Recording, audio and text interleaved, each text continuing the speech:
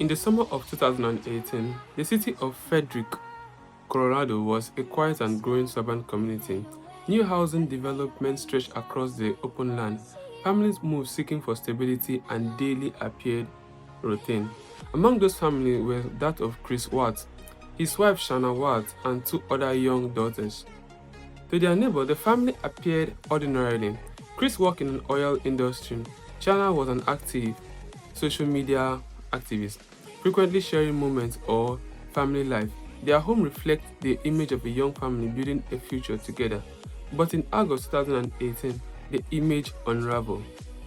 The morning of August 13th, 2018, on the morning of August, Shanann Watts was reported missing by a close friend after failed attempt to schedule a meeting and stop responding to their messages.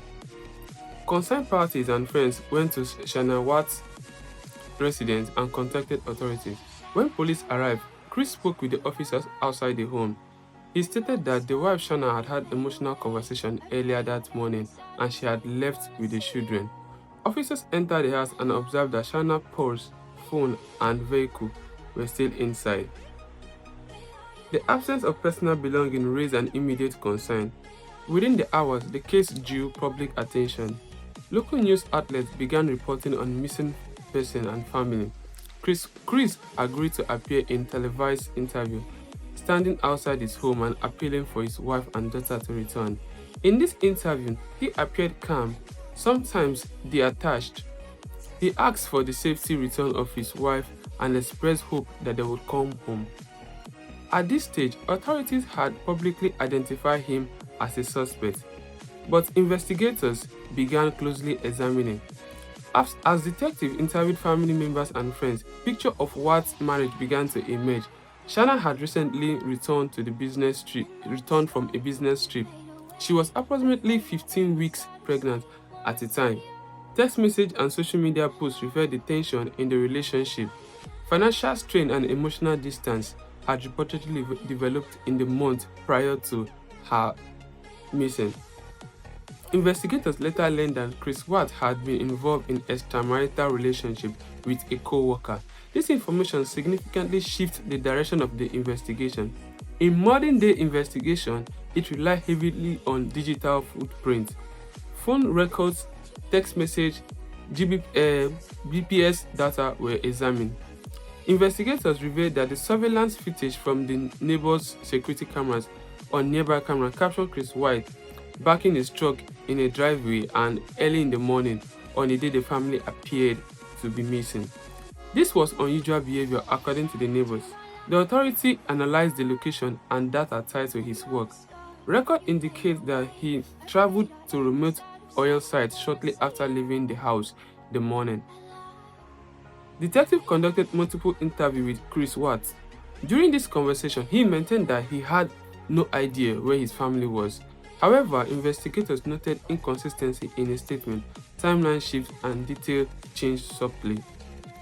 Law enforcement arranged a polygraph examination. Before the test began, Chris Watts expressed confidence in her ability to pass. After the examination, investigators informed the results to be indedicated and deceptive. Shortly afterward, he altered his statement. In the initial version of his event, Chris Watts told the investigators that they had an argument and it took place and that Shanann had harmed their children. This version was later proven false. Under continuous question, he admitted responsibility. He provided information where he had taken the bodies and described transforming them to remote oil sites he has visited in that morning. Authorities recovered the body, and based on the location he provided, the investigation transits from missing person case to confirmed homicide. Chris Watts was arrested and formally charged with multiple counts of murder, unlawful termination of pregnancy, and tampering with deceased human remains. The case moved swiftly from the court system. Given the weight of the evidence, including confession, digital data, surveillance footage, and physical evidence, prosecutors appeared prepared for the trial. However, the case could not ultimately go before the jury. In November 2018, Chris White entered a guilty plea to all charges. By doing so, he avoided the possibility of death penalty. The court sentenced him into multiple consecutive life terms without the possibility of parole. During this sentence, family members delivered victim impact statements focusing on the life of the lost and lasting consequence on the crime.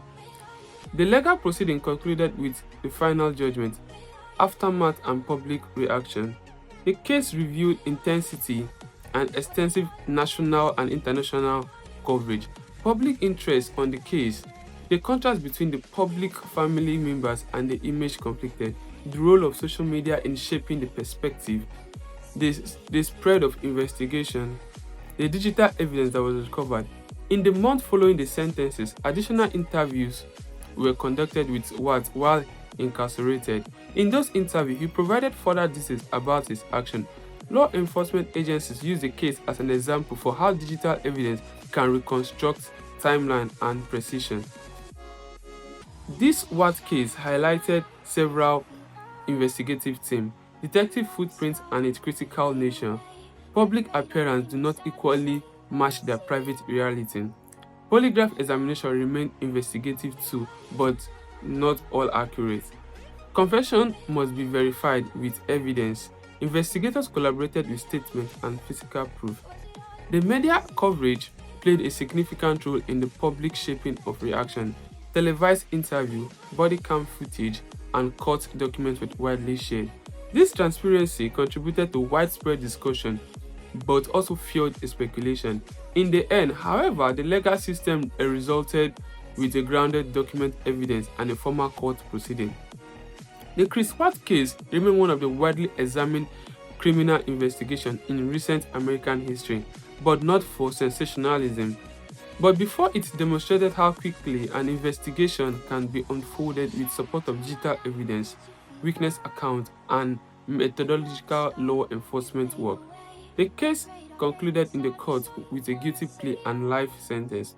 Its legitimacy and legal nature continued and was studied and discussed among investigative procedure, media influence, and complexity of domestic crime. This account is based on public available information, reporting, and verification of this document. This story is for educational purposes only.